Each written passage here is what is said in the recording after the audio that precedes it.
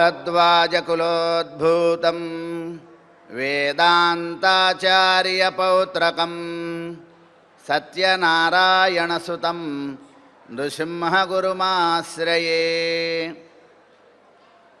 विना वेङ्कटेशं ननाथो ननाथः सदा वेङ्कटेशं स्मरामि स्मरामि। हरे वेङ्कटेश प्रसीद प्रसीद, प्रियं वेङ्कटेश प्रयच्छ प्रयच्छ। विशुद्धविज्ञानघनस्वरूपं विज्ञानविश्राणनबद्धदीक्षं दयानिधिं देहभृतां शरण्यं देवं हयग्रीवमहं प्रपद्ये। श्रीमाधवाङ्घ्रिजलजद्वयनित्यसेवा प्रेमाविलासय पराङ्कुशपारभक्तं कामादिदोषहरमात्मपदाश्रितानां रामानुजं यतिपतिं प्रणमामि मूर्ध्ना। नीलातुङ्गस्तनगिरितटे सुप्तमुद्बोध्य कृष्णं पारार्ध्यं स्वं श्रुतिशतशिरःसिद्धमध्यापयन्ति। स्वोच्छिष्टायां स्रजि निगलितं या बलात्कृत्य भुङ्क्ते गोदा तस्यै नम इदमिदं भूय एवास्तु भूयः। गोदा तस्यै नम इदमिदं भूय एवास्तु भूयः। ఓం నమో వెంకటేశాయ. తిరుప్పావై దివ్య ప్రబంధం 5వ రోజులోకి ప్రవేశించాం. గోదా తల్లి ఆనాడు ఆ వటపత్ర సాయి విల్లిపుత్తూరులో వేంచేసి ఉన్నటువంటి అర్చామూర్తి ఆయనను ఆశ్రయిస్తే ఆ వైకుంఠనాథుడైనటువంటి ఆ శ్రీమన్నారాయణుడు తప్పక అనుగ్రహిస్తాడు అనేటటువంటి దృఢ విశ్వాసంతో ఆమె ఈ విలక్షణమైన వ్రతాన్ని చేస్తోంది. మనకి సంప్రదాయంలో పూర్వాచార్యులు చెప్తూ ఉంటారు, స్వయం తీర్త్వా పరాం తారయతి అని. ఎప్పుడు కూడా లోకంలో మనం మాత్రమే గొప్పగా ఉద్ధరింపబడకూడదు. మనతో పాటు 10 మంది బాగుపడేలాగా మనం ఏ పనైనా చెయ్యాలంటారు. దాన్నే లోకహితం అంటారు, లోకధర్మం అంటారు మనకి. కాబట్టి అటువంటి లోకధర్మాన్ని చక్కగా తెలియజేస్తోంది ఈ తిరుప్పావై దివ్య ప్రబంధం ద్వారా. ఇది ఒక తమిళ గ్రంథం అనే కాదు, ఈ గ్రంథంలో చెప్పబడినటువంటి పాశురాల యొక్క విశేషమైన వ్యాఖ్యానం, విశేషమైన అర్థాలు సమస్తమైనటువంటి వేద మంత్రాలలో, పురాణాలలో, ఇతిహాసాలలో, అదేవిధంగా సమస్తమైనటువంటి పూర్వాచార్యుల స్తోత్రాలలో కూడా ఇది నిమిడి ఉన్నటువంటిది. వాటి యొక్క రహస్యమంతా కూడా సారంగా ఈ తిరుప్పావైలో దాగి ఉన్నది. అన్యోన్యాశ్రయణం అన్నమాట, అంతటి వైశిష్ట్యం కలిగినటువంటిది ఈ ప్రబంధం. అందులో గోదా తల్లి ఈరోజు 5వ రోజులోకి ప్రవేశించింది. 5వ పాసురం. ముందుగా పాసురాన్ని చక్కగా అనుసంధానం చేసుకుందాం. ఆండాల్ దివ్య తిరువడిగళే శరణం. మాయనై మన్ను వడమధురమైందనై தூய பெருநீர் யமுனை துறைவனை ஆயர் குலத்தினில் தோன்றும் மணிவிளக்கை தாயை குடல் விளக்கும் செய்த தாமோதரனை தூயோமாய் வந்து நாம் தூமலர் தூவித் தொழுது வாயினால் பாடி மனத்தினால் சிந்திக்கா போய பிழையும் புகுதருவா நின்றனவும் தீயினில் தூசாகும் செப்பு ஏலோரெம்பாவாய். ஆண்டாள் திவ்ய திருவடிகளே சரணம். మాయనై ఆ భగవానుడు శ్రీమన్నారాయణుడుట ఆశ్చర్య చేష్టలు కలిగిన వాట, మాయావిట. అందుకనే మనకి పూర్వాచార్యులు చక్కగా స్తుతిస్తారు. మాయావి పరమానందం త్యక్త్వా వైకుంఠముత్తమం స్వామి పుష్కరిణీ తీరే రమయా సహమోదతే. ఆ మాయావి అయినటువంటి ఆ శ్రీమన్నారాయణుడుట ఆ వైకుంఠం నుంచి అక్కడ వదిలేసి వచ్చి ఇదిగో ఈ స్వామి పుష్కరిణీ తీరంలో మహాలక్ష్మిని వక్షస్థలంలో ధరించి ఏడుకొండలవాడిగా ఆ శ్రీ వెంకటేశ్వరుడిగా ఇక్కడికి వచ్చి అవతరించారు అంటారు మనకు పూర్వాచార్యులు. కాబట్టి ఆ మాయావి ఆనాడు కొన్ని వేల సంవత్సరాల క్రితం గోదాదేవి పాడినటువంటి ఆ స్వామి మాయావి ఎవరో కాదు, అదిగో మన శ్రీ వెంకటేశ్వర స్వామి వారే. వైకుంఠాన్ని వదిలి ఈ భూలోకంలో ఈ స్వామి పుష్కరిణీ తీరంలోకి వచ్చి మన కోసం అవతరించినటువంటి వైలక్షణ్యం. ఏమిటి ఇక్కడ వైలక్షణ్యం అంటే మనకి తెలియజేస్తోంది గోదా తల్లి. మాయనై ఆశ్చర్య చేష్టలు కలిగినటువంటి ఆ శ్రీమన్నారాయణుడిట. ఏమిటి ఆశ్చర్యం అంటే ఆయనకే ఆశ్చర్యం అంట, మనకింక ఆశ్చర్యం కాకుండా ఉంటుందా అంటారు మనకి పెద్దలు. మన్ను స్థిరమైనటువంటిది అని అర్థం. అంటే ఎటువంటి స్థిరత్వం? నిత్యము భగవత్ సంబంధం కలిగినటువంటి చోటుటది. మన్ను ఏమిటది? వడమధురమైందనై, ఆ ఉత్తర దిక్కులో ఉన్నటువంటి మధురా నగరము. వడమధురై ఉత్తర దిక్కులో ఉన్నటువంటి మధురా నగరం అంట ఆ నగరం.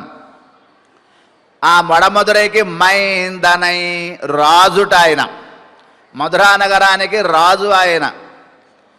అటువంటి ఆ రాజైనటువంటి ఆయన తూయ పెరునీర్ యమునై తురైవనై, గంభీరమైనటువంటి లోతైనటువంటి ప్రవాహం కలిగినటువంటి పరిశుద్ధమైనటువంటి నీరుట. ఆ యమునా నది యొక్క నీరు అత్యంత పవిత్రమైనటువంటిది, పరిశుద్ధమైనటువంటిది నీరుట నీడం. అటువంటి ఆ యమునా నది యొక్క గొప్పతనం, యమునై తురైవనై, ఆ యమునా నది ఒడ్డున ఉన్నటువంటి చోటు, అక్కడ ఉంటాడట ఆయన ఆ స్వామి అంటున్నారు.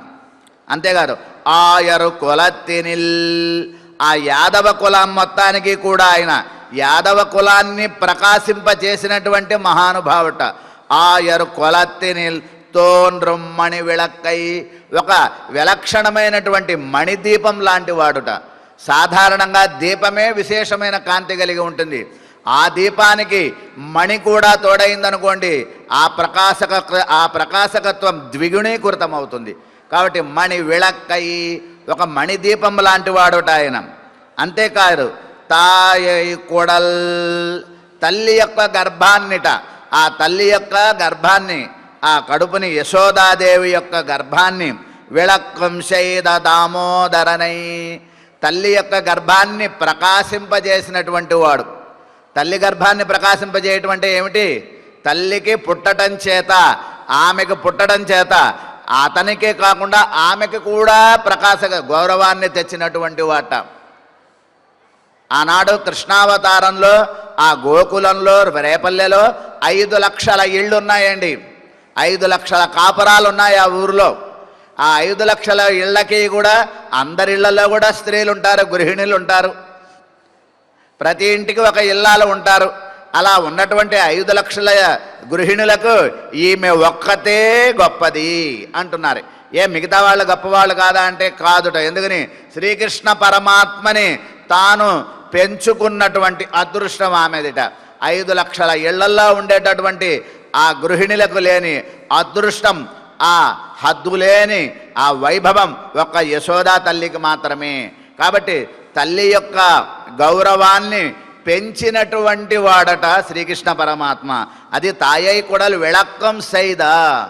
ఎవరైనా దామోదరనై, దామోదర భగవానుని యొక్క నామములలో దామోదర నామం చాలా గొప్పదండి. దామం అంటే గనక త్రాడు. ఒక త్రాడుని ముడులు వేసి ఉన్నటువంటి త్రాడు, అది మామూలు త్రాడు కాదు. మామూలుగా ఇలా సాధారణంగా సామాన్యంగా ఉంటే తాడు గొప్పతనం కాదు. తాడు ముడులు ముడులు వేస్తుంటే ముట్టుకుంటే పట్టుకుంటే మనకు కూడా చేయి గుచ్చుకుంటుంది. మరి పట్టుకుంటేనే చేయి గుచ్చుకునేటటువంటి ఆ తాడు స్వామి యొక్క నడుముకు కట్టింది వాళ్ళమ్మ. దామము ఉదరమునందు కలిగినటువంటి వాడు ఆ త్రాడుని ముడులు ముడులు వేసింది. ఎందుకని లాక్కొని తెంపుకొని వెళ్ళిపోతాడేమో అని భయం ఆవిడకి. అందుకని ముడుల మీద ముడులు వేసినటువంటి ఆ తాడుని నడుముకు ధరించినటువంటి వాడు దామోదరం. అదే ఆయనకి ఇష్టం, అది గొప్ప ఒక అర్హత, క్వాలిఫికేషన్. ఆయన కష్టపడి సంపాదించుకున్నటువంటి పేరు. భగవానుని నామములన్నీ కూడా ఆయన యొక్క చేష్టితములే. ఆయన చేసిన ఒక్కొక్క లీల ఒక్కొక్క నామంగా మనకు పూర్వాచార్యులు వ్యాఖ్యానం చేస్తారు. కాబట్టి తూయో మాయవందు. మరి అటువంటి స్వామిని కీర్తించాలంటే మనం ఎలా ఉండాలి? పవిత్రులమై ఉండాలి. అంతఃకరణ శుద్ధి, బాహ్య శుద్ధి, బయట శరీరం శుద్ధి, లోపల మనస్సు ఇంద్రియాలు శుద్ధిగా ఉండాలి. ఎప్పుడూ కూడా పరిశుద్ధమైనటువంటి మనస్సు. పరిశుద్ధత్వం అంటే ఏమిటి? 3 లక్షణాలు చెప్తుంది పరిశుద్ధత్వానికి. మొదటిది రుజుత్వం, రెండవది అహింస, మూడవది భగవద్భక్తి. ఇవండి పరిశుద్ధం అంటే. మొట్టమొదటిది రుజుత్వం, మనస్సుతో, మాటలతో, చేసే పనులతో, చూసే చూపులో, నడిచే నడకలో, మన యొక్క ప్రవర్తనలో ఎప్పుడూ ఒకేలా ఉండటం అనేటటువంటిది రుజుత్వం అంటారు. సత్యముగా ఉండగలగాలి. నలుగురిలో ఒక రకంగా విడిగా ఒక రకంగా ఉంటే దాన్ని సత్యం అనరు. కాబట్టి రుజుత్వం మొట్టమొదటిది. రెండవది దయ. దయ అంటే ఏంటి? ఇతరులు బాధపడితే చూడలేనితనం, ఇతరులు ఆనందపడుతూ ఉంటే ఇంకా ఆనందపడే లక్షణం దయ. ఇది ఉండాలి మనకి.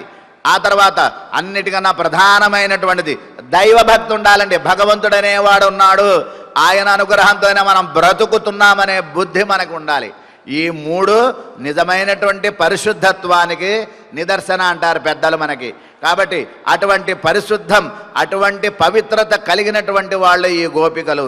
తూయో మాయవందునాం తూ మలర్ తూ విత్తొഴുదు. విశేషమైనటువంటి చక్కనైనటువంటి పూలను 44 రకాల జాతులు కలిగిన పుష్పాలను చెప్తారు మనకి శాస్త్రంలో.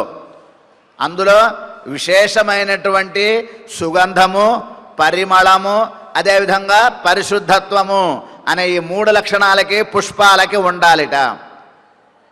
అవి తాజాగా ఉండాలి, పరిశుద్ధంగా ఉండాలి, అదేవిధంగా సుగంధం ఉండాలి. వాసన లేని పూలను భగవంతుడికి పెట్టకూడదు అని చెప్తుంది మనకి ఆగమశాస్త్రం. కాబట్టి అటువంటి విలక్షణమైనటువంటి పూలను సమర్పించి, అదేవిధంగా అంజలి సమర్పించి అంటున్నారు. చక్కగా అంజలి సమర్పించాలట. అంజలి అంటే ఏంటో తెలుసా? అకారవాచ్యం పరమాత్మానం జలయతి ద్రావయతి ఇది అంజలి. ఇలా 2 చేతులు జోడించి తలకాయ వంచి పెట్టేదానికే నమస్కారం అంటారు. అంతేగాని రకరకాల పద్ధతుల్లో పెడుతుంటారు నమస్కారాలు. ఒంటి చేత్తో ఇటు తిప్ప అటు తిప్ప చేతుల్ని పెడుతుంటారు. అవన్నీ నమస్కారాలు కాదు, అవన్నీ తిరస్కారములు. నమస్కారం పెట్టడం అంటే నమస్కారం అండి అంటే 2 చేతులు దగ్గరికి తీసుకుని తలకాయ వంచితేనే నమస్కారం అవుతుంది అది.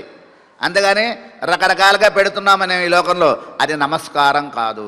కాబట్టి అంజలి అంటేనగా అకారవాచ్యుడైనటువంటి భగవానుడు మన వెంక చూసేలా చేస్తుందిట. అది అంజలి అంటే గనక.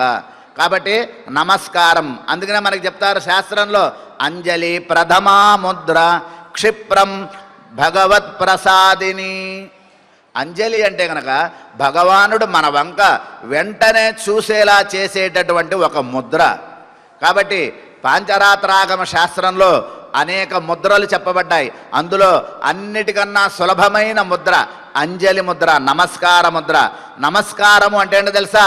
నమః, నాది కాదు, నేను కాదు. కారం అంటే కనుక ఉప్పు కారం అని కాదు. కారం అంటే కనుక భావన. నాకు, నేను కాదు, నాది కాదు, అంతా నీదే స్వామి అనే భావనని ప్రదర్శించడమే నమస్కారం యొక్క అర్థం. కాబట్టి నమః, నేను కాదు, నాది కాదు. మనం అనుకున్నాం నిన్న, ద్వ్యక్షరస్తు భవేన్ మృత్యు, 3 అక్షరం మోక్షదాయకం. 3 అక్షరాలు మన్ని కాపాడతాయి. ఏమి? నమః, నమః, న అహం, నా మమ, నేను కాదు నాది కాదు అనుకోవాలట. అప్పుడు ఎవరికి అవుతుంది? ఇవన్నిటికీ కారణమైన భగవానుడికే చెందుతుంది. కాబట్టి నిద్ర లేచినప్పటి నుంచి పడుకునేంత వరకు మనకు ఏం చెప్పుకోవాలి?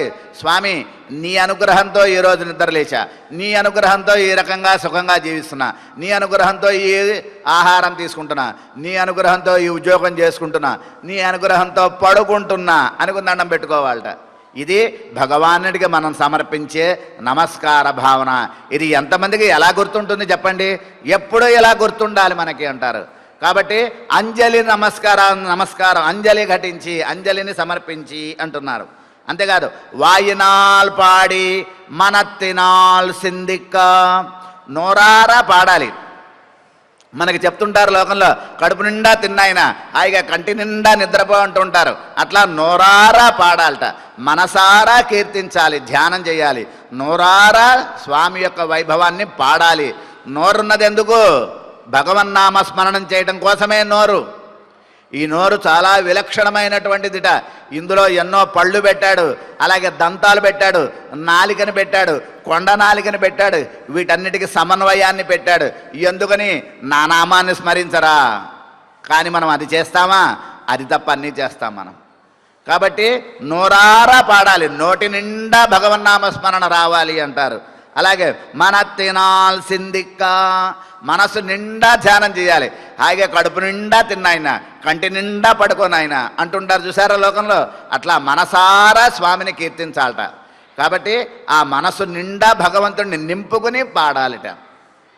అదే కాకుండా పోయప్పిషయ్యో, మన యొక్క పాపాలన్నీ పోతాయిట. అంటే మనకి తెలియకుండా చేసినటువంటి పాపాలు, తెలిసి చేసే పాపాలని రెండు రకాలు ఉంటాయండి. మనకి ఇది చేస్తే పాపము అని తెలియకుండా కొన్ని చేసేస్తూ ఉంటాం. మనం నడుస్తూ ఉంటాం, తెలియకుండా కాళ్ళ కింద ఒక చీమో పురుగో చనిపోతుంది, మనకు ఆ విషయం కూడా తెలియదు, వెళ్ళిపోతూ ఉంటాం మనం. లేదు మన ప్రయత్నం లేకుండా ఎవరికో ఏదో హాని జరిగి వాళ్ళకి మహా నష్టం జరుగుతుంది. అది మనకి అయ్యో నాకు తెలియదండి ఇలా జరుగుతుందని అంటూ ఉంటాం. ఇది తెలియని పాపం. తెలిసి చేసే పాపం కూడా పోతుందిట. తెలిసి పాపం చేస్తే దానికి నిష్కృతి లేదు, కానీ అలాంటివి కూడా పోగొట్టేటటువంటి అవకాశం అంటున్నారు. పూహుదరువానింద్రనవు. అంతేకాదు రాబోయే పనులలో పాపం లేకుండా చేస్తాట ఆయన. తెలియక చేసిన పాపాలని క్షమించి వదిలేస్తాడు, ముందు పాపాలు చెయ్యకుండా పుణ్యాన్నే చేసేలా చేస్తాడట ఆయన. పూహుదరువానింద్రనవం. ఎట్లా? అదే తేయనిల్ తూశాఖం, ఒక అగ్నిలో వేసినటువంటి పెద్ద దూది వలె. అగ్నిలో దూది పడింది అనుకోండి, సెకండ్లలో నిమిషాలలో బూడిద అయిపోతుంది మొత్తం అది. అట్లా మనం అనేక జన్మల నుంచి చేసేటటువంటి పాపాలన్నీ కూడా తొలగింపజేసి రాబోయే కాలంలో మనం ఏ పాపాలు చెయ్యకుండా మనని కాపాడుతుందమ్మా. అది ఇంతటి విలక్షణమైనటువంటి ఈ వ్రతం యొక్క గొప్పతనం. తీయనిల్ తూశాకం సెప్పు. కాబట్టి చక్కగా నోటి నిండా భగవన్నామానుసంధానం చెయ్యండమ్మా అని గోదాదేవి ఈ వ్రతంలో మనకి చక్కగా తెలియజేసింది అంటున్నారు. మనకి ముందు మొదటి రోజు మొదటి పాసంలో భగవానుడు ఎవరు అని చక్కని నిష్కర్ష చేసింది. అనుమానమే వద్దు. ఆనాడు 6 ఏళ్ల పిల్లవాడు ప్రహ్లాదుడు భగవంతుడు ఎవడో చెప్పాడు. అదేవిధంగా ఇంకొక 6 ఏళ్ల పిల్లవాడు ధ్రువుడు భగవానుడు ఎవరో తెలుసుకున్నాడు. ఏం చెప్పాడు? ఓం నమో భగవతే వాసుదేవాయ, ఆయన భగవంతుడు అని చెప్పాడు. తర్వాత ఇప్పుడు 6 ఏళ్ల పిల్లే గోదాదేవి భగవానుడు ఎవరో నారాయణనే నమక్కే పరై తరువాన్. మనకి ఎప్పుడెప్పుడు ఏం కావాలో అవన్నీ ఆ భగవంతుడు ఇస్తాడు. ఇంట్లో అమ్మ పొద్దున్న నుంచి రాత్రి వరకు మనకి ఏం కావాలో ఆవిడే చూసుకుంటుంది. మనం ఏం చెప్పక్కర్లా ఏం చెయ్యాలో. ఆ భగవానుడు కూడా పుట్టినప్పటి నుంచి పోయేంత వరకు అన్నీ ఆయనే చూసుకుంటాడు. నాకు అది కావాలి ఇది కావాలని అడగక్కర్లేదు అని. నారాయణుని ఆశ్రయించు చాలు అని మనకి చెప్పింది మొదటి పాసంలో. ఎక్కడుంటాడు ఆయన? పరమపదంలో ఉంటాడు. ఆ పరమపదం ఎక్కడో కూడా మనకి తెలియదు, అసలు ఊహకు కూడా అందదు. మనకేంటి, బ్రహ్మాదులకు కూడా ఊహకు అందదు. భగవద్ రామానుజులు తెలియజేస్తారు భగవాన్ ఎక్కడున్నాడు. పరమానంద భగవానుడు శ్రీమన్నారాయణుడు వైకుంఠం ఎక్కడుందో చెప్తారు. ఆ పరమపదం అంటారు దాన్ని. కాబట్టి చతుర్దశ భువనాత్మకం అండం దశ గుణితోత్తరంచ ఆవరణ సప్తకం సమస్తం కార్యకారణ జాతమతీత్య పరమవ్యోమ శబ్దాభిధేయే బ్రహ్మాదీనాం వాంగ్ మనసా గోచరే శ్రీమతి వైకుంఠే దివ్యలోకే అపరా ప్రకృతౌ అప్రాకృతే. అపర ప్రకృతికి అవతల ఉన్నటువంటి మహత్తు కన్నా తమస్సు కన్నా అవతల ఉన్నటువంటి అనంతకోటి బ్రహ్మాండాలకు అవతల ఉన్నటువంటి ఆ పరమపదంలో శ్రీమన్నారాయణుడు ఉంటాడు అని చెప్పింది 6 ఏళ్ల పిల్ల చెప్తోంది.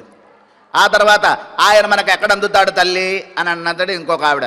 సరే అలాగా అయితే పార్కడలు పయ్య తుయింద్ర పరమన్ అడిపాడి. ఆ పాల సముద్రం పైనుంచి దిగజారి కిందకు వచ్చాడట పాల సముద్రంలో. మనకి ఇక్కడ ఉప్పు సముద్రం అన్నట్టే పాల సముద్రం కూడా ఇక్కడే ఉందండి. ఇక్కడ అంటే ఇక్కడని కాదు, ఈ భూలోకంలోనే ఒక ప్రాంతంలో పాల సముద్రం కూడా ఉంది. ఉప్పు సముద్రము ఇలాగే మరొక భూమి చెప్పుకున్నట్లుగా ఆ పాల సముద్రంలో ఉన్నాడు స్వామి. ఎక్కడుంటాడు ఆయన? మనకి ఆ పాల సముద్రానికి మనం వెళ్ళలేం. మరి ఎట్లా? ఇంకా కిందకి దిగజారాడు భగవానుడు. అవతార రూపంలో తానే వచ్చేశాడు. ఎట్లా? ఓంగి ఉళహళందవత్తమన్. ముల్లోకాలను కొలిచి ఆ వామనావతారంలో ఎత్తి త్రివిక్రముడుగా మారి అహంకారభూతుడైనటువంటి బలిచక్రవర్తి అహంకారాన్ని త్రొక్కి ఇంద్రుడికి తిరిగి ఇంద్ర పదవినిచ్చినటువంటి ఆ వామనావతారం ఇంతింటై వతుడింటై అని మనకి చెప్పినట్లుగా ఆ శ్రీమన్నారాయణుడు ఆయన యొక్క కిరీటంలో ఒక చిన్న చుక్కలా ఉన్నటువంటి సూర్యుడు ఆయన పాదం కింద ఒక సన్నని మిణుపురుగు వలె మిణుకు మిణుకు మెరిసేటట్టుగా మారినటువంటి అనంతకోటి బ్రహ్మాండ నాయకత్వ సూచకమైనటువంటి వామనావతారం. ఆయన కూడా ఆ కాలంలో ఉన్నాడు, ఈ కాలంలో లేడు కదమ్మా. మరి ఎట్లాగూ అంటే ఏం బాధపడద్దు. ఆడి మడై కన్నా వండ్రుని ఘైఘరవేల్ అని వర్షాధిష్టాన దేవత ఎందు అంతర్యామిగా ఉన్నటువంటి స్వామి అన్నాడు. ఇక్కడ ఒక మనం చిన్న వైశిష్టం మనం ఈ పాసురం గురించి చెప్పుకోవాలి. ఏంటంటే నిన్నటి పాసురంలో గోదాదేవి వరుణదేవుణ్ణి ప్రార్థించింది. అప్పుడు వరుణదేవుడు వర్షిస్తానని చెప్పాడు. ఆగాగాగు, నీకు తోచినట్టు కాదు, మాకు కావాల్సినట్టుగా నీవు వర్షించాలి. ఎలా కావాలి ముందు అంటే గనక ఆమె చెప్తోంది, ముందుగా నువ్వు మెరవాలి. ఆజిపోల్ మిన్రీ పద్మనాభన్ కయ్యిలాజిపోల్ మిన్రి. ఆ పద్మనాభుడైనటువంటి శ్రీ మహావిష్ణువు కుడి చేతిలో ఉన్నటువంటి చక్రం అది కోటి సూర్య సమప్రభ, కోటి సూర్యకాంతులతో ఉన్నటువంటి చక్రం మెరుస్తుందో అలా ముందు మెరుపులు మెరిపించాలి నువ్వు ఆకాశంలో. అంతకుముందు ఏం చేయాలి నువ్వు? నల్లని మేఘంగా. ఎటువంటి నల్లదనం? అరుగో ఆ లోపల సన్నిధిలో స్వామి వేంచేసి ఉన్నటువంటి ఆ భగవానుని యొక్క దివ్యమంగళ విగ్రహం ఉంది, వెంకటేశ్వర స్వామి వారి యొక్క నల్లని రూపం సిల్వర్. అక్కడ ఆ ఏ రూపమైతే ఉందో ఆ సాలగ్రామ శిల నల్లని రూపం, అంత నల్లని మేఘంగా రావాలి నువ్వు. నల్లని మేఘమే భారీ వర్షాన్ని కురిపిస్తుంది. ఆ తర్వాత ఏం చేయాలి? సుదర్శన చక్రంలో ఉండేటటువంటి కాంతి వలె మెరుపులు మెరిపించాలి. ఆ తర్వాత ఆయన యొక్క ఎడమ చేతిలో ఉన్నటువంటి దక్షిణావర్త శంఖం, ఆ శంఖం ఎలాగైతే కనుక గర్జిస్తుందో అలా మేఘ గర్జనలు నువ్వు చేయాలి. ఆ తర్వాత ఆయన యొక్క ధనస్సు ఉంది స్వామి చేతిలో. ఆనాడు శ్రీరామచంద్రుడు శరవర్షం వర్ష అన్నట్లు ఎలా బాణాలు కురిపిస్తాడో అంత బాణ వర్షంలాగా నీ వర్షం కురిపించాలి. ముందు ఏం చేయాలి? మేఘాలు తయారు చేయి, ఆ తర్వాత మెరుపు, ఆ తర్వాత ఉరుము, ఆ తర్వాత వర్షం. అంటే ఈనాడు చెప్పేటటువంటి సాంకేతిక విజ్ఞానం, సైన్స్ విజ్ఞానం ఏదైతే ఉందో అది కొన్ని కోట్ల సంవత్సరాల ముందు గోదా తల్లి చెప్పేసింది. శాస్త్రీయ విజ్ఞానాన్ని ముందుగానే మనకి తెలియజేసింది. కాబట్టి మనకి ఈ శాస్త్రీయ విజ్ఞానాన్ని గోదాదేవి మొదట్లోనే అందించింది. ముందు కాంతి వేగం, తర్వాత ధ్వని వేగం, ఆ తర్వాత వర్షం యొక్క ఆ వైభవం, దాని యొక్క తీవ్రత, ఇవన్నీ ఒక క్రమ పద్ధతిలో ఎలా జరుగుతాయని గోదాదేవి చెప్పకనే చెప్పి ఆ వరుణదేవుడి చేత చక్కగా వర్షాన్ని కురిపించి అందరూ బాగుపడేలాగా చెయ్యమ్మా అని ఆ వర్షాధిష్టాన దేవతలో ఉన్నటువంటి ఆ శ్రీకృష్ణ పరమాత్మను ప్రార్థించింది. సరే, ఆయన కూడా కృష్ణావతారం, ఆయన అంతర్యామి రూపంగా ఉన్నాడు. మనకు కనబడతాడా? మన లోపల భగవంతుడు మనకు కనబడతాడా? ఎవరన్నా ఇలా చూసుకుంటే కనబడతాడా? కనబడడు. మరి ఎలా కనబడతాడు? మనలో భగవానుడు ఉన్నాడు. మనలోనే కాదు, పేరు రూపము ఉన్న ప్రతి దాంట్లో భగవంతుడు ఉన్నాడు. ఎలా ఉన్నాడు? ఆ రూపంగా, ఆ శక్తిగా ఉన్నాడు. కాబట్టి ఆ ఉన్నటువంటి చైతన్యం కలిగిన చైతన్యం లేని అన్నిటిలో ఉన్నాడు ఆయన. ఉన్నప్పటికీ కూడా మనకి ఎలా కనబడతాడు? అంత తేలిగ్గా కనబడ్డు. యోగశక్తి ద్వారా మాత్రమే తెలియబడతాడు ఆయన. ఆత్మజ్ఞానపూర్వక కర్మానుష్ఠానం చేసి యోగశక్తి, యోగ సాధన చేసిన వాళ్ళకి మాత్రమే ఆయన కనబడతాడట. అది మన వల్ల అయ్యే పనే కాదు, మనకు కుదరదు కదమ్మా అన్నదట. అయితే ఓ పని చేయి, హాయిగా ఆ గుళ్ళో ఉన్నాడు స్వామి, వెళ్ళి సేవించవచ్చుకోపో. ఎలా ఉన్నాడు? ఇంకా కిందకి దిగజారి అర్చారూపంగా వచ్చాడు. అదిగో ఆయన యొక్క మాయ, ఆయన యొక్క లీలని చూసి తెలుసుకో. ఎన్ని సంవత్సరాల నుంచి మనకి స్వామివారు ఏం చేసి ఉన్నారు? సాలగ్రామ రూపంలో, అర్చారూపంలో అలా కదలకుండానే ఉంటాడు. ఈరోజు వస్తాము, ఇంకో ఏడాది తర్వాత వస్తాం, ఇంకో 10 ఏళ్ళ తర్వాత వచ్చినా అక్కడ అలాగే ఉంటాడు మన కోసం. అది ఆయన యొక్క అర్చారూపం, పూజించుకోవటానికి యోగ్యమైనటువంటిది. డబ్బున్నటువంటి వాళ్ళకి బంగారు విగ్రహంగా ఉంటాడు, డబ్బు లేని వాళ్ళకి మట్టి విగ్రహ రూపంలోనే ఉంటాడు. అది కూడా లేనటువంటి వాళ్ళకి ఒక కాగితం చిత్రం బొమ్మ రూపంలో ఉంటాడు. ఎవరు ఏ రకంగా చూసుకుంటే ఆ రకంగా ఉండేటటువంటి సులభ రూపమే ఈ అర్చారూపము. అదే ఆయన యొక్క మాయ, ఆశ్చర్య చేష్ట అంటారు. మాయ అంటే మాయమైపోవటం అని కాదు, మాయ అంటే ఆశ్చర్య లీల, భగవానునికి ఒకనొక విచిత్ర చేష్ట అంటారు. ఆ మాయనై ఆయన యొక్క మాయ గురించి చెప్తోందండి మనకి గోదా తల్లి ఈనాటి పాసురంలో అంటున్నారు. ఏమిటి మాయ? మాయ అంటే అండి, మాయా వయనం జ్ఞానం అని భగవద్ రామానుజులు వ్యాఖ్యానం చేస్తారు. మాయ అంటే ఏంటి? జ్ఞానం. ఏమి జ్ఞానం? ఆయన జ్ఞానం. ఒక ఇంట్లో పిల్లవాడికి వాడంతటి జ్ఞానం ఉంటుంది, తల్లికి తల్లి అంత జ్ఞానం ఉంటుంది. మరి అనంతకోటి బ్రహ్మాండాల భగవంతుడికి ఆయనంత జ్ఞానం ఉంటుంది. అందుకనే మనకు ఉపనిషత్తు చెప్తుంది, సత్యం జ్ఞానమనంతం బ్రహ్మ. ఎవరా భగవంతుడు? సత్యము, జ్ఞానము, అనంతము, ఈ 3 కలిసినటువంటి వాడే బ్రహ్మ, ఆయనే భగవంతుడు అని మనకి తెలియజేస్తుంది మనకి శాస్త్రం.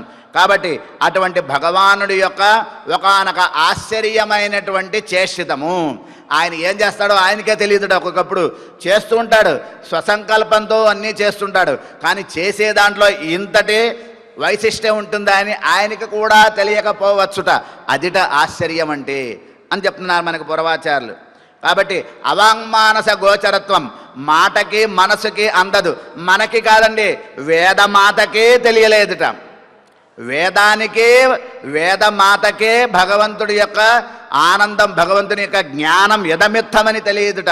అదే చెప్తున్న మనకి వేదంలో యతో వాచో నివర్తంతే అప్రాప్య మనసా సహా. ఆ భగవానుడి యొక్క ఆనందం, ఆ భగవానుడి యొక్క జ్ఞానం ఎంతో తెలియక ఆ వేదమాత కూడా వెనక్కి వాచో నివర్తంతే అప్రాప్య మనసా సహ, మనస్సుతో కూడా వెనక్కి వచ్చేసిందట. మాటలు కాదు, ఆమె మనస్సు కూడా అందలేదట భగవంతుని యొక్క జ్ఞానం ఎంత అని. అంతటి వైభవం కలిగిన వాట అవాంగ్మానస గోచుడు.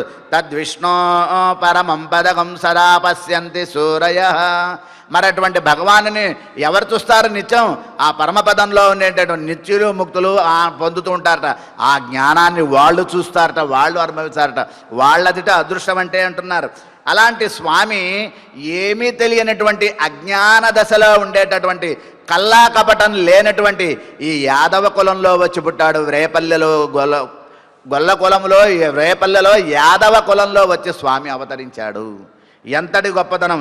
ఎత్తిరం అని నమ్మాళ్ళు వారు, ఏం ఆశ్చర్యం స్వామి, ఏం ఆశ్చర్యం, నీకు ఏం అవసరం ఇక్కడికి రావటానికి వచ్చావా?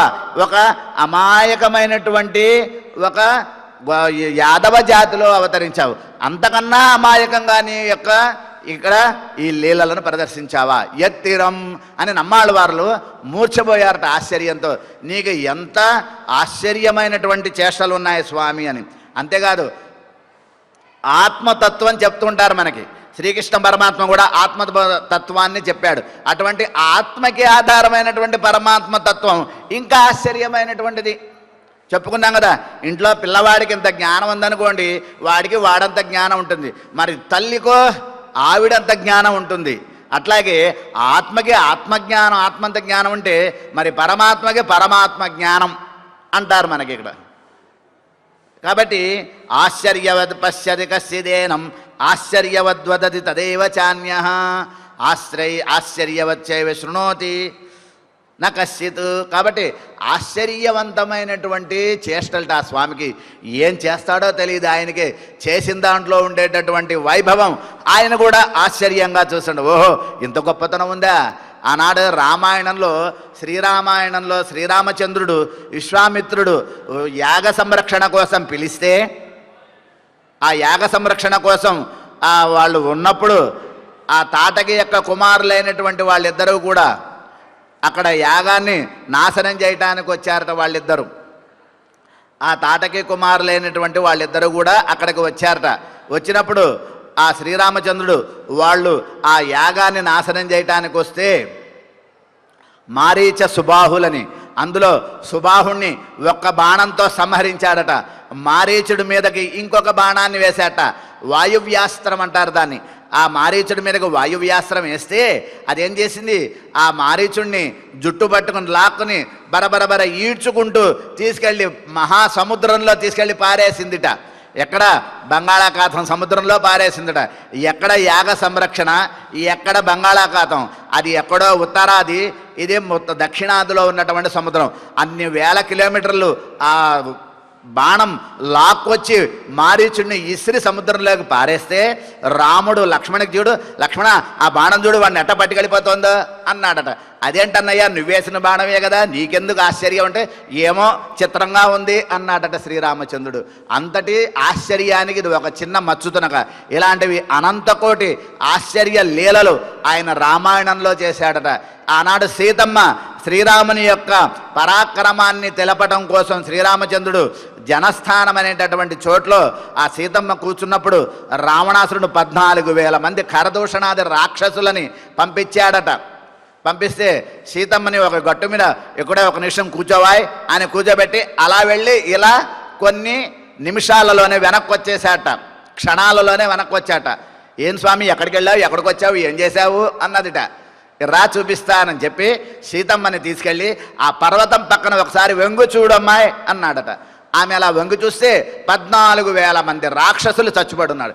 ఇప్పుడే కదా అటు వెళ్ళావు, అప్పుడే ఎంతమందిని ఎలా సంహరించావు? ఒక 100 మందిని సంహరించాలంటే చూడంత టైం పడుతుంది కదా, చాలా సమయం పడుతుంది. అప్పుడే ఎలా జరిగింది అట్లా అంటే, ఏమో నాకేం తెలుసు అన్నాడట ఆయన. ఆయన యొక్క లీల ఆయన కూడా ఆశ్చర్యమేట. అప్పుడు భర్తారం పరిషస్వజే, అప్పుడు శ్రీరామచంద్రుని యొక్క పరాక్రమానికి ఆవిడ ఆశ్చర్యపోయి ఆయనకు ఆమె ఆలింగనాన్ని ఇచ్చింది అంటారు మనకి వాల్మీకి మహర్షి. కాబట్టి అంతటి ఆశ్చర్యంట. ఇలాంటివి చాలా ఉన్నాయి. మాయనై అంటున్నారు. ఏమిటి మాయ? ఆయన మాయ దశావతారాలు ఆయన మాయే, 24 రకాల ఉపావతారాలు కూడా ఆయన యొక్క మాయే. ఆ నరసింహావతారం ఏమిటా రూపం ఏమిటి? అసలు బ్రహ్మ కూడా ఊహించాడు ఏమిటా రూపం. ఆ సింహం మొహం ఏమిటి, ఆ మనిషి శరీరం ఏమిటి, ఆ గర్జన ఏమిటి, ఆ గోళ్ళు ఏమిటి, ఆ ఆకారం ఏంటి? అసలు ఆ రూపాన్ని చూడటంతోనే హిరణ్యకశిపుడు చనిపోయాడట. అంటే ఏంటి? వాడి గుండె అక్కడే ఆగిపోయింది రూపాన్ని చూడటంతోనే. స్వామి ముట్టుకోవడంతో వాడి పాపాలన్నీ పోయాయిట. ఎప్పుడైతే స్వామి చెయ్యి తగిలిందో హిరణ్యకశిపుడికి, వాడు పాపాలతో పవిత్రమైపోయాడట. వాడు ఆ రూపాన్ని చూడటంతోనే ఆ లోకభీకరమైనటువంటి అనంతకోటి బ్రహ్మాండ నాయకుడు ఈయన, బాబోయ్ ఏంటి రూపం అని బ్రహ్మ కూడా భయపడి వణికి స్తంభం వెనకాల దాక్కున్నాడట. అదిట మాయా అంటే కనుక. అంతేకాదు, ఒక చిన్న పిల్లవాడు ఎవరైనా ఊహిస్తారండి? 6 ఏళ్ల పిల్లవాడు ఈ భూమి ఆకాశాలు కొలిశాడంటే ఎవరైనా నమ్ముతారా? నమ్మలేరు. కానీ మరి చేశాడు. అదే మాయ అంటే మరి స్వామి యొక్క లీల.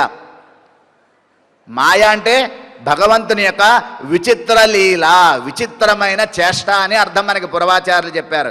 అంతేకాదు కూర్మావతారం ఏమిటంటే ఆ కూర్మావతార వైభవం. కూర్మం అంటే తాబేలు. ఆ పాల సముద్రాన్ని చెలిగేటటువంటి రాక్షసులలో శక్తి కోసం ఉన్నాడా? దేవతలలో శక్తి కోసం దేవతలలో ఉన్నాడా?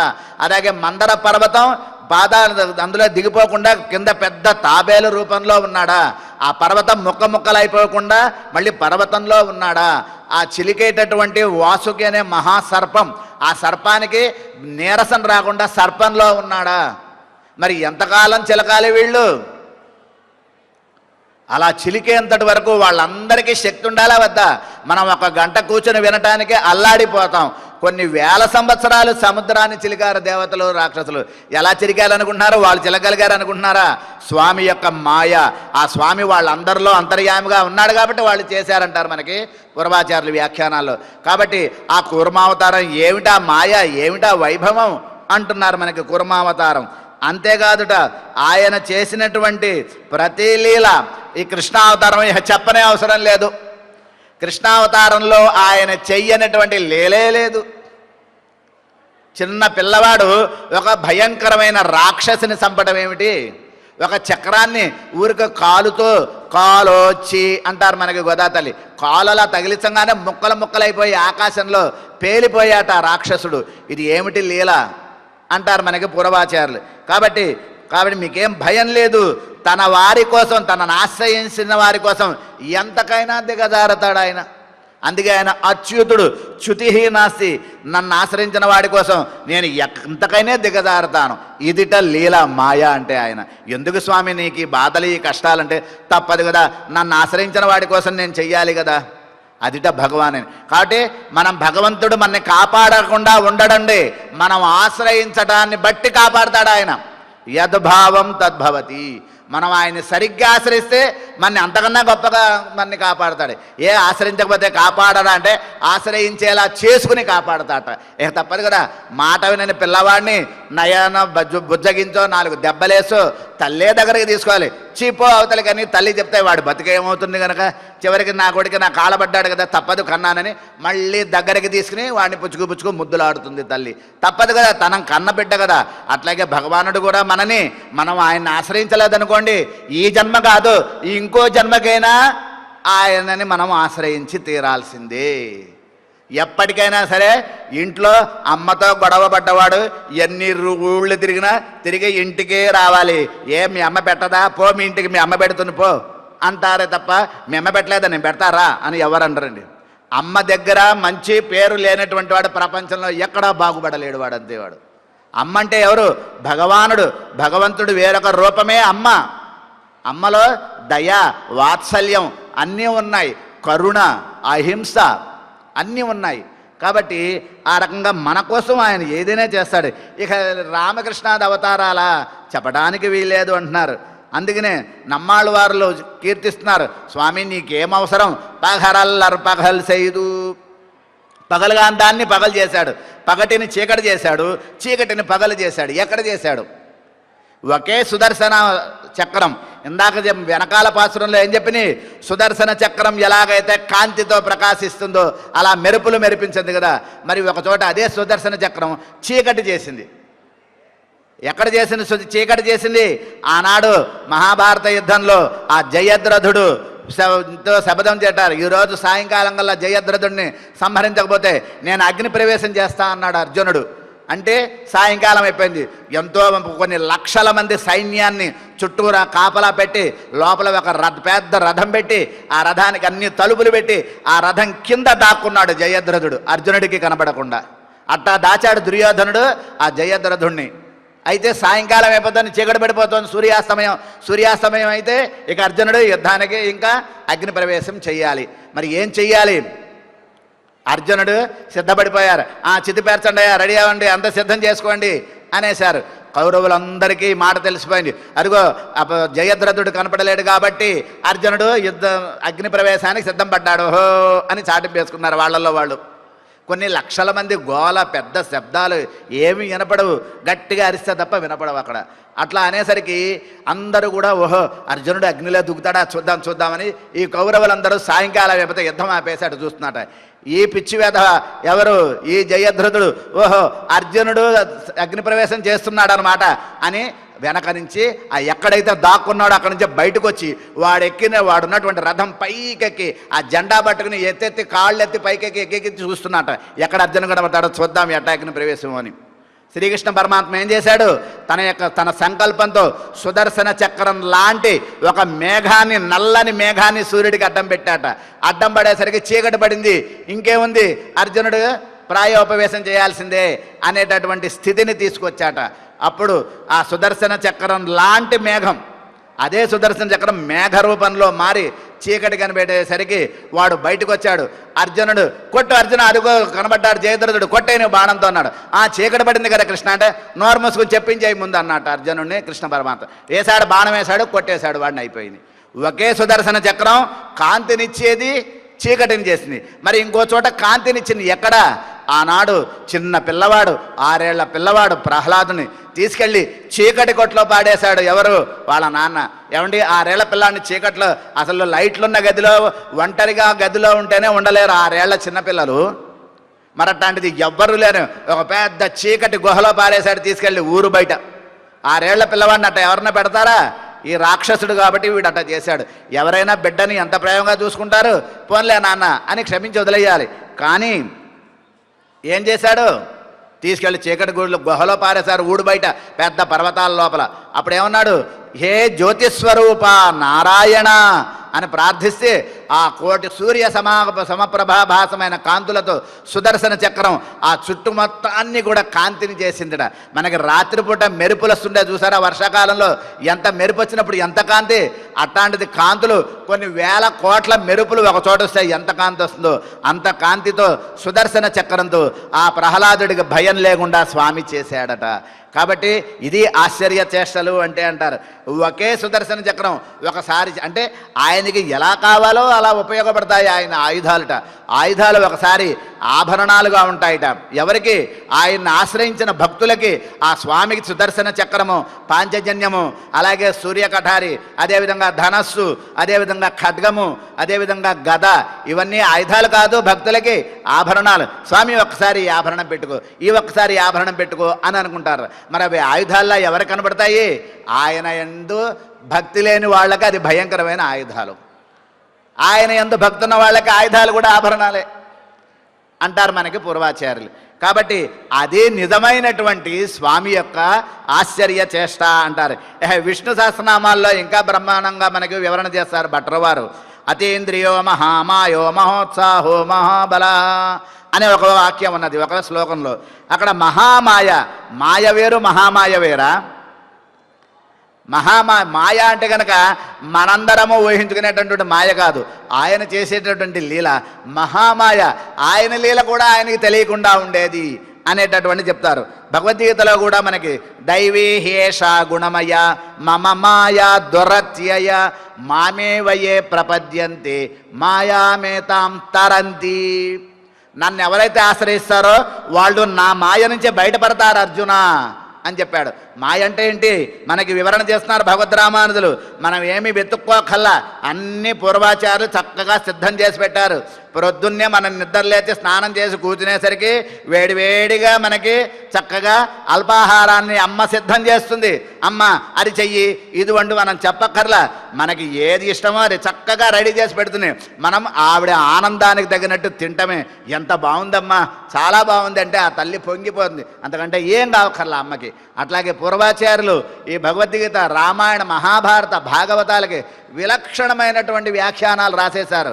మనం వెతుక్కోవాల్సిన పని లేదంటున్నారు. మనకి ఏమంటున్నారు? తత్ర పరమ పురుషస్య సత్య సంకల్పస్య పరమకారుణికస్య పరమాత్మనః శ్రియఃపతే క్రీడా విశేష ఏవ మాయా. ఆ పరమాత్మ అయినటువంటి శ్రీహపతి, శ్రీహిపతి, మహాలక్ష్మికి భర్త అయినటువంటి ఆ శ్రీమన్నారాయణుడి యొక్క ఒక విశేషమైనటువంటి చేష్టితమే మాయా. అంతేగాని మనకి తెలియదు మాయ అంటే మాయం చేసేటం అనుకుంటాం. మన బుద్ధి అంతవరకే ఆగిపోయింది అంతే. మాయ అంటే ఇది కాదురా, ఇది మాయా శబ్దానికి అర్థమని మనకి వ్యాఖ్యాతలు చెప్తారు. కాబట్టి అంతేకాదు శ్వేతాశ్వేతరోపనిషత్తులు అస్మాన్మాయి సృజతే విశ్వమేతత్ తస్మిన్శాన్యో మాయయా సన్నిరుద్ధ. ఆ శ్వేతాశ్వతరోపనిషత్తులు చక్కగా తెలియజేస్తున్నారు. ఇక్కడ మాయాశబ్దం అనేటటువంటిది ప్రవృత్తి నిమిత్తములతో కూడినటువంటిది భగవన్ యొక్క విచిత్ర లీల అంటారు. మనకు ఉపనిషత్తులు ఉన్నాయండి, 108 ప్రధాన ఉపనిషత్తులు. అందులో 10 ఉపనిషత్తులకి వ్యాఖ్యానం, విలక్షణ వ్యాఖ్యానాన్ని రాశారు పూర్వాచారులు. ఉపనిషత్ భాష్యకారులు అంటారు వారిని, రంగరామానుజ ముని అంటారు వారు. వారు 10 ఉపనిషత్తులకి విలక్షణమైన వ్యాఖ్యానాన్ని అనుగ్రహించారు. అందులో ఆయన చక్కగా తెలియజేస్తున్నారు. ఏమని? భగవతః విచిత్ర కార్యకరత్వం, అదిట మాయా అంటే అని చెప్తారు. అంతేకాదు మాయాంతు ప్రకృతిం విద్ధి మాయినంతు మహేశ్వరం. మాయా అనేటటువంటిది ప్రకృతి అయితే, ఆ ప్రకృతి అనేటటువంటిది మాయా అయితే, ఆ ప్రకృతిని తన స్వాధీనంలో ఉంచుకున్నటువంటి మాయిన ఆ భగవానుడు అని మనకి చెప్తారు భాష్యకారులు. అక్కడ కాబట్టి ఆయన లీలలో ఆయనకే ఆశ్చర్యాన్ని కలిగిస్తే ఇక మన పరిస్థితి ఏం చెప్పగలం? ఈ మాయనై అనే పదం చెప్పుకోవాలంటే కొన్ని రోజులు చెప్పుకోవచ్చండి మనం, అంత విషయం ఉన్నది మనకి. కాబట్టి ఇక్కడ మాయనై అంటే నువ్వేం భయపడక్కర్లేదమ్మా, ఆయన ఆశ్చర్య చేష్టలు కలిగినటువంటి భగవానుడు. దేనికి ఇక్కడ భయపడుతోంది? గోదాదేవి యొక్క స్నేహితురాలు అంటే మనం ఈ వ్రతం చేద్దాం అనుకుంటున్నాం, ఏమిటో ఏం జరుగుతుందో ఎలా ఉంటుందో, మనం అసలు ఈ వ్రతం బాగా చేయగలమా, మనం ఎన్నో పాపాలు చేసినటువంటి వాళ్ళమే పూర్వజన్మలు, మరి మన పాపాలు అడ్డం వచ్చి ఈ వ్రతాన్ని చేయకుండా ఏదన్నా ఈ వ్రతానికి భంగం కలిగించేటట్టుగా ఏమన్నా ఉంటాయా అంటే గోదా తల్లి చెప్తోంది, ఏం భయపడబక్కర్లేదమ్మా, నువ్వు వ్రతం మనస్ఫూర్తితో వ్రతానికి నువ్వు ఎప్పుడైతే వస్తావో అన్నీ ఆయనే చూసుకుంటాడు. ఆయన భారం ఆయన నెత్తిన పడేస్తే ఆయనే చూసుకుంటాడు. ఒక పసిబిడ్డకి పొద్దున్నుంచి రాత్రి వరకు తల్లే చూసుకోవాలి, మొత్తం చెప్పక్కర్లా ఇంకా ఏమీ కూడా. ఆ బిడ్డ అలా ఉంటుందంటే పౌడర్ రాస్తే పౌడర్ రాయించుకుంటుంది, గౌన్ వేస్తే గౌన్ వేయించుకుంటుంది, పాలిస్తే పాలు తాగుతుంది, నిద్రేస్తే పోతుంది, ఏడిస్తే ఏడుస్తుంది, శుభ్రం చేయాలంటే ఆవిడే శుభ్రం చేసుకుంటుంది పిల్లని. అమ్మ నాకు చెయ్యని అడగాల్సిన పని లేదు. అట్లాగే మనం భగవంతుడి మీద భారం వేయటంలో ఉంది ఇక్కడ భేదమంతా కూడా. మనం భగవంతుని ఎంత గొప్పగా మనం భగవంతు ఆశ్రయిస్తే అంతకన్నా గొప్పగా ఆశ్రయిస్తాం. మనం మన స్థాయిలో ఆశ్రయిస్తే ఆయన స్థాయిలో కాపాడుతాట మనని. ఆయన స్థాయి అంతటి అంటుంటారు, కొండంత దేవునికి కొండంత ప్రతి ఇవ్వగలవా అని. ఇవ్వకర్లా, కొండంత దేవునికి కొండంత భక్తిని ప్రదర్శించు చాలు నువ్వు. కాబట్టి ఆ భగవానుని యొక్క ఆ వైభవం ఏమిటో తెలుసా? అదిగో తిరుమలలో కనబడేటటువంటి ప్రతి చెట్టు పుట్ట గుట్ట రాయి నీళ్లు నీటి చుక్కలు, ఆ తిరుమలలో సంచరించే ప్రతి భక్తుడు అందరూ కూడా భగవంతుని యొక్క సంబంధీకులే. ఇందులో ఎవరిని స్పృశించినా ఎవరిలో చూసినా భగవంతుడే మనకు కనబడతాడు. కాబట్టి అందుకనే మనకు పూర్వాచారులు ఆ తిరుమల యాత్రకు వెళ్ళే వాళ్ళలాగా అని చెప్తూ ఉంటారండి. కాబట్టి తిరుమల యాత్రకి కొంతమంది నడుచుకుంటూ వెళ్తుంటారు, కొంతమంది రకరకాల మార్గాల్లో వెళ్తుంటారు.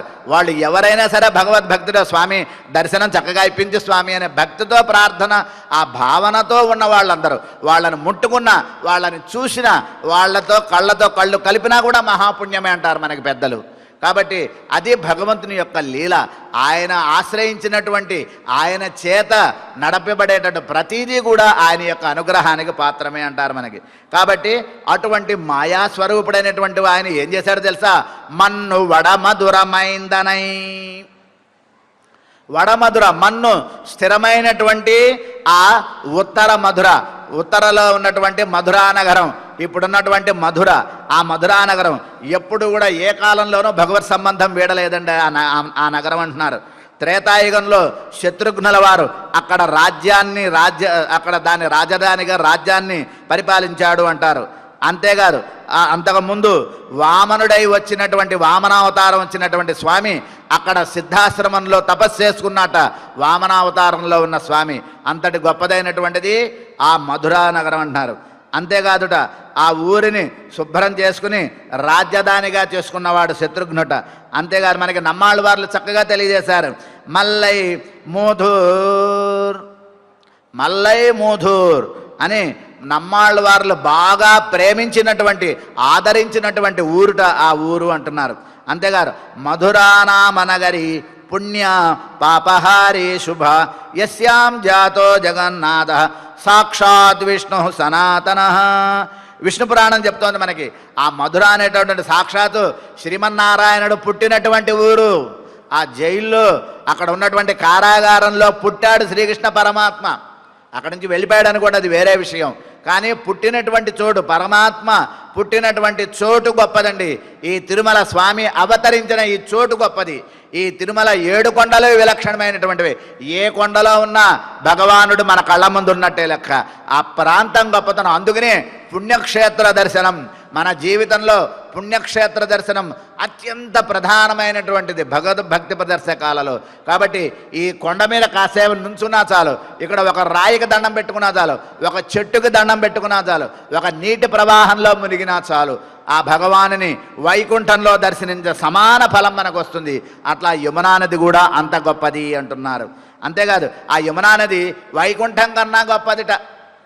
ఎవరికి? కృష్ణుడికి.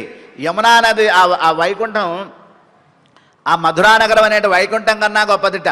ఎందుకని ఆ వైకుంఠంలో ఎంతసేపు అందరూ ఒకేలా ఉంటారు. ఇక్కడ మధురానగరంలోనూ ఒక్కొక్కళ్ళు ఒక్కొక్క రకంగా ఉంటారు.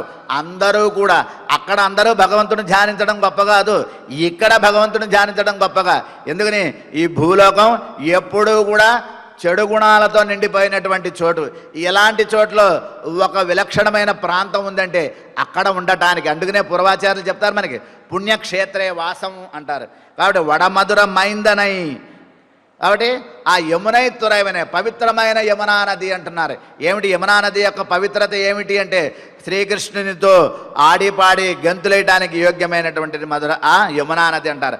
అంతేకాదు ఆనాడు రామాయణంలో కొన్ని నదులు రాముడు సీత కోసం వెతుకుతుంటే సహాయం చెయ్యలేదుట. కానీ ఈ యమునా నది శ్రీకృష్ణ పరమాత్మకి పాదాలను త్రాకి ఆయనకి రేపల్లె వెళ్ళటానికి దారినిచ్చినటువంటి పవిత్రమైన నది అంటారట. అందుకని యమునా నదిలో గోగోపికలతో హాయిగా ఆడుకోవటానికి యోగ్యమైన నదిట, పవిత్రమైన నది అంటున్నారు. అటువంటి ఆ రకమైనటువంటి యమునై తురైవనై అంటున్నారు.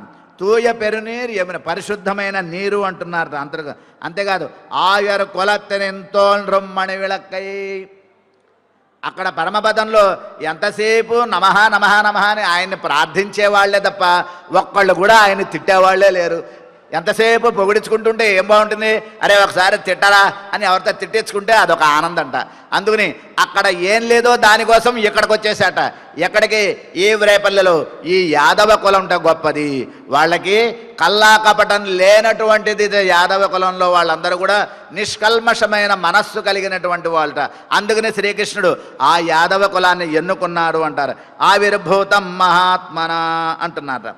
కాబట్టి ఇక్కడ యాదవ కులం అంటే కనుక యాదవ కులం కుల శబ్దం ఏం చెప్తోంది అంటే కనుక నిర్మలమైన మనస్సు కలిగినటువంటి వాళ్ళ చోటు అని అర్థం అండి.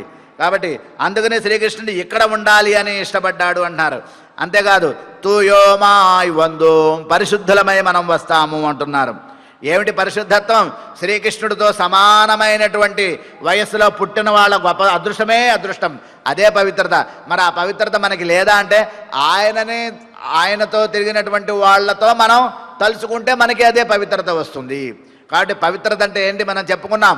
3 రకాలైనటువంటివి ఉంటాయి పవిత్రతలో: రుజుత్వం, సత్య ప్రవర్తన, అహింస, దైవభక్తి. ఈ 3 ఉంటేనే పరిశుద్ధత్వం అని. ఆంతరంగికమైన పరిశుద్ధత కావాలి, బాహ్యమైన పరిశుద్ధత కావాలి అంటున్నారు. కాబట్టి పవిత్రత అయితే ఈ పవిత్రతకి శరీర శుద్ధి కావాలా అంటేనే లేకపోయినా పర్వాలేదమ్మా అంటున్నారు. అదేమిటండి అంటే ఆనాడు రామాయణంలో విభీషణుడు అంతరిక్షంలో నుంచి వచ్చి సముద్రంలో స్నానం చేసి రాముణ్ణి ఆశ్రయించలేదు, అలా పరిగెత్తుకుంటూ వచ్చేసాడు. అంతేకాదు ఆనాడు పాండవులు అదేవిధంగా అర్జునుడు ఒక స్నానం చేసి వచ్చి శ్రీకృష్ణుని కాళ్ళు పట్టుకోలేదు, అలాగే మనస్ఫూర్తిగా ఉన్న భక్తితో వచ్చేసాడట. అంతేకాదు ఋతుస్నాత అయినటువంటి ద్రౌపది కూడా కృష్ణ నన్ను కాపాడు అని అడిగి 2 చేతులు పైకెత్తి నమస్కారం చేసినప్పుడు ఆమె ఏ స్థితిలో ఉన్నదో మనందరికీ తెలుసు. అయినప్పటికీ ఆమెను కాపాడటానికి వచ్చాడు. కాబట్టి శారీరక పరిశుద్ధత లేకపోయినా కానీ మానసికమైన పరిశుద్ధత ఉంటే చాలు అనేటటువంటిది కూడా ఒక ముఖ్య విషయాన్ని తెలియజేశారు. అంతేకాదుట వీరుట తల మీద స్నానం చేస్తే శరీరాన్ని తడుపుకోరుట, శరీరం స్నానం చేస్తే తల తడుపుకోరుట. వీళ్ళకి ఆ రకమైన లక్షణం ఉంటుందిట. అది తల తడుపుకుంటే శరీరాన్ని తడుపుకోరు, శరీరాన్ని తడుపుకుంటే తల తడుపుకోరు వాళ్ళు. అటువంటి వాళ్ళల్లో వచ్చి పుట్టాడట శ్రీకృష్ణ పరమాత్మ. ఆయన పుట్టడం చేత అది గొప్పదైంది. అటువంటి ఆ విభీషణుడు కానీ, ఆ అర్జునుడు కానీ, లేదా ద్రౌపది కానీ ఈ పరిశుద్ధమైన మనస్సుతో వచ్చారు అని మనకు తెలియజేస్తున్నారు. అంతేకాదు తూమలరు తూవిత్తొజుదు, ఎటువంటి ఫలాపేక్షను లేకుండా విశేషమైనటువంటి పూలతో, విశేషమైన పూలతో ధరించి పూలను స్వామికి సమర్పించాము అంటున్నారు. అందుకనే మనకి 8 రకాల పుష్పాలు ఉంటాయంటారు. లోకంలో 44 జాతీయ పుష్పాలు అంటారు. అవి కాకుండా అహింస, దయ, క్షమ, సత్యం, అదేవిధంగా దైవభక్తి, పాపభీతి, ఇలా కొన్ని రకాలైనటువంటి పుష్పాలు మనం కలిగి ఉండి స్వామికి సమర్పించాలి అంటారు మనకి పెద్దలు. అంతేకాదు వాయినాలు పాడి, జుహివే కీర్తయ కేశవన్మరరిపుం చేతో భజ శ్రీధరం పాణిద్వంద్వ సమచ్చయార్చద కదా శ్రోత్రద్వయం సంశృణు. కులశేఖరాళ్వార్లు, ఈ కులశేఖరాళ్వార్లు గొప్పతనం ఏంటో తెలుసా? మన తిరుమలలో స్వామివారి యొక్క గర్భగుడిలో ముందుగా ఉన్నటువంటి గడప పేరు కులశేఖరపడి. ఆ కులశేఖర అనేటువంటి ఆళ్వార్లు కొన్ని వేల సంవత్సరాల క్రితం పుట్టారట. ఆయన తిరుమల వచ్చి స్వామికి నిత్య కైంకర్యం చేసుకోవాలి అనుకున్నట. ఎలా చేసుకోవాలి అనుకుని ఎంతసేపు రోజు లోపలికి వెళ్ళలేము, రాలేము. ఒకసారి పంపిస్తారు, ఒకసారి పంపించరు. మరి ఎట్లాగూ అంటే పోనీ తిరుమలలో ఒక చెట్టు అయిపోదాము అనుకున్నట. అమ్మో చెట్టు అయిపోతే ఎవరన్నా చెట్టు కొట్టేసి ఏదన్నా చేసేస్తారేమో, చెట్టు అవ్వకూడదన్నాడు. పోనీ ఒక రాయి అవుదాము. అమ్మో దారంతా శుభ్రం చేసేటప్పుడు రాయి తీసేశారనుకో, రాళ్ళు కూడా లేకుండా అయిపోతాము. మరి ఇంకేమవ్వాలి అనుకుని ఆ స్వామి ఎదురుకుండా ఉండేటటువంటి గడపగా మారిపోతాను. పవళవాయ్ కాన్బేనే పడియాయ్ కేడందు ఉన్ పవళవాయ్ కాన్బేనే. స్వామి నీ ఎదురుకుండా ఒక గడపగా మారిపోయి నీ అధర సౌందర్యాన్ని చూస్తూ కూర్చుంటా చాలు నాకు ఈ జన్మకి అన్నారట. అందుకనే ఆ మన తిరుమలలో స్వామివారి యొక్క ఆ దివ్యమంగళ విగ్రహం ఎదురుకుండా ఉన్నటువంటి గడపకి కులశేఖర పడి అని పేరండి. అట్లా స్వామికి నోరారా కీర్తించండి అని చెప్పినటువంటి కులశేఖరాళ్వార్లు. అంతేకాకుండా మనసారా పాడాలి. మనస్సులో ఇంకా వేరే ఆలోచనలు పెట్టుకోకూడదు. మనం భగవన్నామ సంకీర్తనం చేసేటప్పుడు పోయి మీద పాలు చూడు, అక్కడ ఎవరు వచ్చారు చూడు, ఇది చూడు, ఏదో ఫోన్ వచ్చింది చూడు, ఇలాంటి మాటలు రాకూడదు. అప్పుడు అది మనసారా భగవన్నామ స్మరణ అవదు. ఇంకా ఏమీ పెట్టుకోకూడదు. మనసారా కీర్తించాలి, నోరారా కీర్తించాలి. కడుపు నిండా తిన్నాయన హాయిగా కడుపు మంచం నిండా పడుకో, కంటి నిండా పడుకో అంటుంటారు. ఏమిటి ఇదే మనసారా నోరారా అన్నారు. కాబట్టి వాయినాల్ పాడి, అదేవిధంగా మనత్తినాల్ సిందిక్క పోయ పిషయ్యం పోదరవా నిండ్రనవం. మనం చెప్పుకున్నాం, ముందు చేసినటువంటి పాపాలన్నీ ఒకసారిగా తొలగిస్తాడట.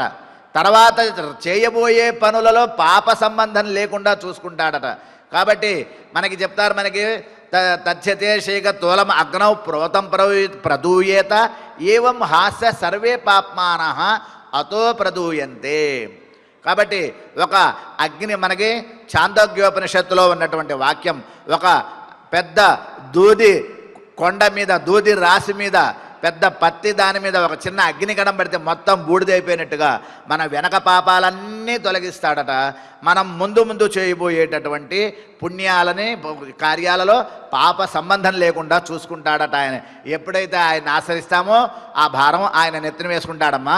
నీకేం భయం లేదు, చక్కగా అర్చామూర్తి అయినటువంటి ఆ శ్రీ వెంకటేశ్వర స్వామిని మనం అర్చిద్దాం, ఆయన నామాన్ని స్మరిద్దామని మనకి ఈ పాసురంలో గోదాదేవి చక్కగా తెలియజేస్తుంది.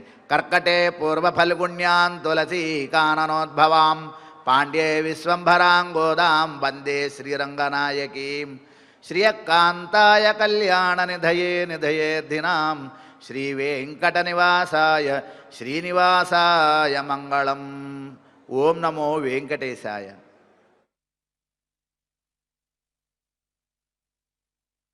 గోవింద హరి గోవింద గోవింద హరి గోవింద. ఓం నమో నారాయణాయ.